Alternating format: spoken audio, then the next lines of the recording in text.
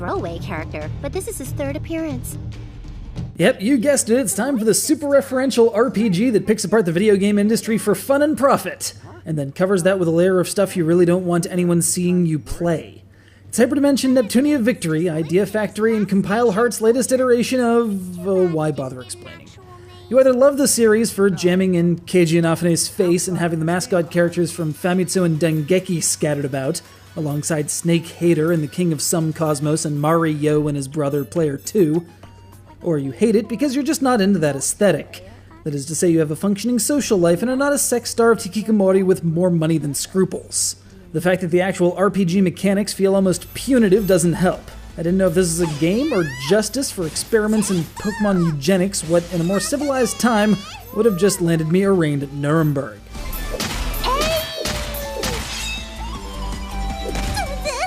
So after bringing the player up to speed on this world populated by scantily clad girls representing Nintendo, Sony, Microsoft, and Sega, and explaining why our titular hero, Neptune, is back at level 1 like a schnook, and doing an arbitrary fetch quest because that's apparently what personifications of major video game companies do, a woman advocating for a government free from the rule of these goddesses gets some dark matter jammed down her throat in an alleyway, and don't think that's not creepy, which she uses, somehow, to throw Neptune back in time to about 1989 or so.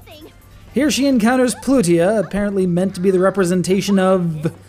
well, I couldn't figure out if she's supposed to be the Mega Drive or the Master System. But wait, Noir's here, and she's supposed to be the Sony character, which doesn't even make any sense. She should have been just a software publisher at that point, punching out classics like Sewer Shark and Johnny Mnemonic and Three Ninjas Kick Back. So what the hell?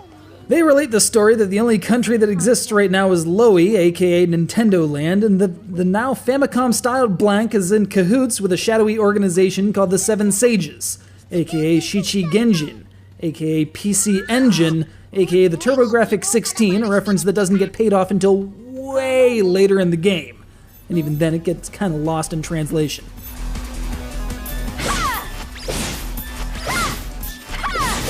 Yep, it's another standard Compile Factory half-tactical RPG where you run around on the battlefield and try to align your attack area so you can hit two things at once, which I believe takes about 40% of the time you spend playing this game in total.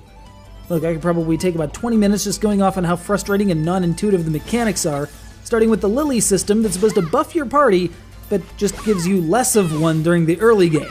To the point where if you're using it while fighting the first real boss, you've essentially got a 0% chance of winning. Enemies that hit you for massive damage in your normal form might do absolutely nothing if you transform into Boob's form, because let's face it, that's the general idea, else they wouldn't be showing you so much of them, unless they go viral without any particular provocation, start doing exponentially more damage and get a full HP reload. The map in this particular area of game industry is broken up into regions this time, which must be traversed by running through certain dungeons to get from place to place, which doesn't seem too bad. That is, until you're told at point B to go back to point A, just to be told to go back to point B. That's not gameplay, that's busy work. From a game that fosters such imbalances to the point where even clearing an entire map of mobs twice isn't enough grinding to get through a given boss. Come on, we've moved past this, haven't we? Want another? Here's Virtua Forest, here's Bandit Crash. They're exactly the same map.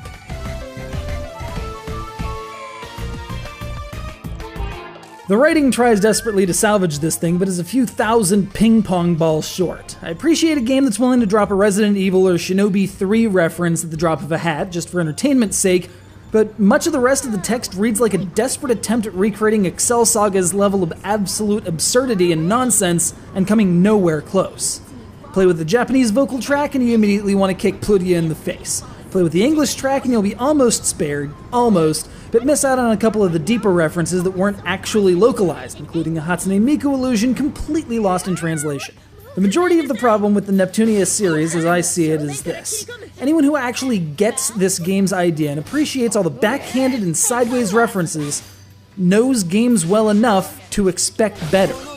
Much better. And preferably without the super creepy sexual innuendo that doesn't really appeal to, functional human beings.